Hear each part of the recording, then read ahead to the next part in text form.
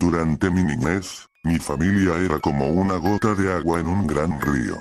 Nunca permanecíamos en un solo lugar por mucho tiempo. Nos mudamos a Rhode Island cuando tenía 8 años, y permanecimos ahí hasta que fui a la universidad en Colorado Springs. La mayoría de mis memorias son de cuando vivía en Rhode Island, pero hay fragmentos en mi mente de los muchos hogares en los que habité, cuando era mucho más joven. La mayoría de estas memorias son poco claras y sin sentido, como el perseguir a otro niño en el patio de una casa en Carolina del Norte, intentar construir una balsa detrás de un departamento en el que viví en Pensilvania, y cosas como esas.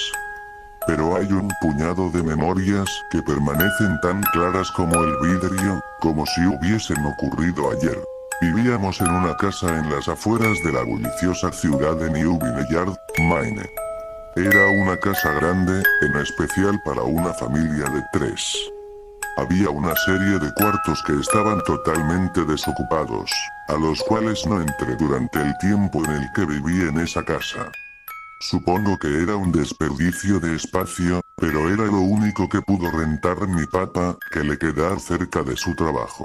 Recuerdo que, en el día después de mi cumpleaños, tuve una fiebre tremenda. El doctor dijo que tenía mononucleosis, lo que, para mí, significaba más fiebre y no poder salir a jugar por al menos 3 semanas. Era un momento terrible para estar atado a la cama. Estábamos empacando para mudarnos a Pensilvania, y la mayoría de mis cosas ya estaban dentro de cajas, dejando mi cuarto casi vacío. Mi mamá me traía agua mineral y libros varias veces al día, los cuales servían como único entretenimiento durante estas semanas. No recuerdo exactamente cómo conocí al señor Bocón. Creo que fue una semana después de que diagnosticaron la mono. Mi primera memoria de la pequeña criatura fue de cuando le pregunté su nombre. Me dijo que lo llamara señor Bocón, porque tenía una boca enorme. De hecho, ahora que lo pienso, todo en su cara era enorme en comparación a su cuerpo, su cabeza, sus ojos, sus arrugadas orejas. Pero su boca, sin duda era lo más grande. ¿Te pareces a un Furby?, le dije mientras miraba uno de mis libros. El señor Bocón se detuvo y me miró extrañado. ¿Furby? ¿Qué es un Furby?, me preguntó. Tú sabes, el juguete peludo con orejas enormes, lo puedes acariciar y alimentar, casi como una mascota real. Oh. Tú no necesitas uno de esos. No es lo mismo que tener un amigo real. Recuerdo que el señor Bocón se desaparecía cada vez que mi mamá iba a mi cuarto a revisarme. Se ocultaba bajo mi cama y me decía: no quiero que tus papás me vean, tengo miedo de que ya no nos dejen jugar juntos. No hicimos mucho durante los primeros días. El señor Bocón solo veía mis libros, fascinado con las imágenes e historias. Por ahí del tercer o cuarta noches desde que lo conocí, me despertó con una gran sonrisa en su rostro. Vamos a jugar un nuevo juego, me dijo. Pero tenemos que esperar hasta después de que tu mamá venga, porque es un juego secreto. Después de que mi mamá me trajera más libros y refresco, a la hora de siempre, el señor Bocón se deslizó desde debajo de la cama y tomó mi mano. Tenemos que ir al cuarto que está al final del pasillo, me dijo. Me negué al principio, pero el señor Bocón insistió hasta que cedí. El cuarto en cuestión no tenía ni muebles ni tapiz. Lo único que lo distinguía era una ventana del lado opuesto a la puerta. El señor Bocón corrió a través del cuarto, y le dio un firme empujón a la ventana, dejándola un poco abierta. Entonces, él me insistió en que mirara hacia el piso, afuera. Aunque estábamos en el segundo piso de la casa, la caída era más alta debido a que estábamos en una colina. Me gusta jugar a fingir aquí, me explicó el señor Bocón. Finjo que hay un suave y enorme trampolín allá abajo, y brinco. Si lo crees con todas tus fuerzas, vas a ver que rebotas hasta acá arriba, como una pelota. Quiero que lo intentes. Es muy alto, le dije. Pero eso es lo divertido. No sería tan divertido si fuera una caída corta. De ser así, mejor si rebotaras en un trampolín real. Recuerdo haber jugado con la idea. Dejarme caer en el fresco aire, y rebotar en algo que mis ojos no podían ver. Pero el realista en mí, prevaleció. Quizás en otra ocasión, le dije. No sé si tenga tanta imaginación. Podría lastimarme. La cara del señor Bocón se contorsionó con un gruñido, pero solo por un momento. Decepcionado, se metió debajo de mi cama, donde estuvo quieto el resto del día.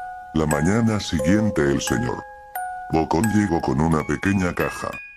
Quiero enseñarte malabares, me dijo. Aquí hay algunas cosas que puedes usar como práctica, antes de que te dé tu primera lección. Mire la caja.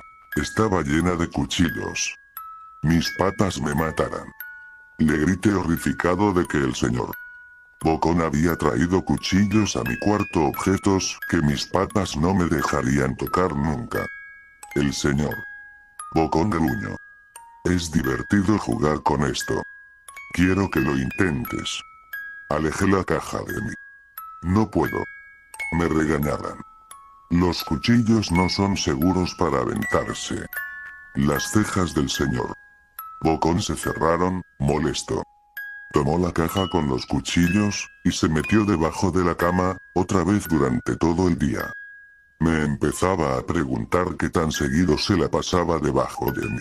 Desde ese entonces, empecé a tener problemas para dormir.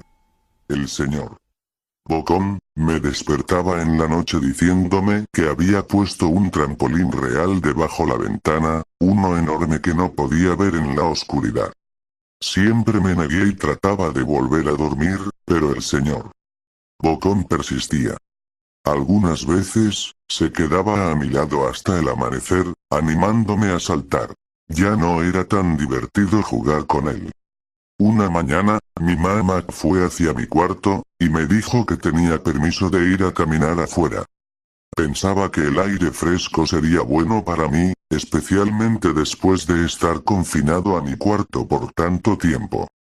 Con emoción, corrí hacia el patio, esperando poder sentir el sol en mi cara. El señor Bocón me estaba esperando. Hay algo que quiero que veas, me dijo. Debí darle una mirada fea, porque entonces me dijo. Es seguro, no pasa nada, te lo prometo. Lo seguí hasta un viejo camino que corría a través de los bosques detrás de mi casa. Este es un camino importante, me explicó. Tengo muchísimos amiguitos de tu edad. Cuando estuvieron listos, lo llevé por este camino. A un lugar especial. Todavía no estás listo, pero algún día, espero, lo estarás. Regresé a mi casa preguntándome, ¿qué tipo de lugar existía más allá de aquel camino? Aproximadamente 2 semanas después de conocer al señor Bocón, empacaron la última carga de cajas en el camión de mudanzas. Me fui adelante con mi papá, en un largo recorrido hacia Pensilvania. Había considerado en decirle al señor Bocón que me iba, pero aún teniendo 5 años, sospechaba mucho de las intenciones de la criatura, a pesar de lo que me decía. Fue por esta razón que decidí no mencionar nada de mi mudanza. Eran las 4 AM cuando mi papá y yo estábamos en el camión. Mi papá esperaba llegar a Pensilvania para la hora de la comida al día siguiente, con ayuda de una larga dotación de café y bebidas energéticas.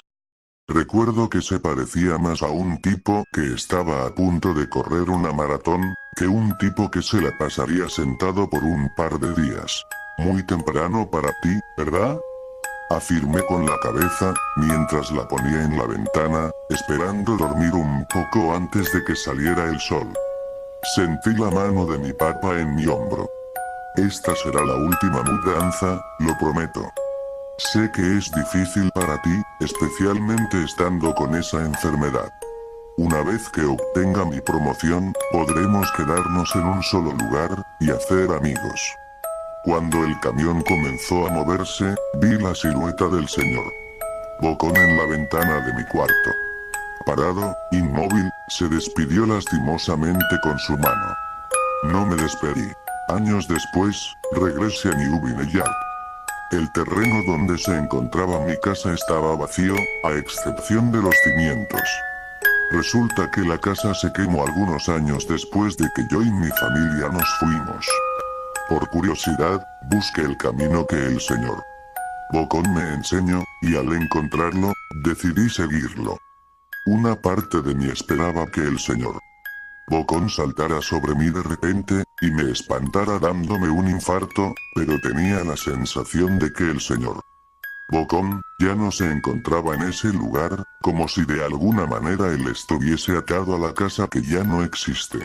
El camino llevaba a uno de los cementerios de New Vineyard. Al ver muchas de las tumbas, pude darme cuenta que la mayoría pertenecía a niños no mayores de 9 años.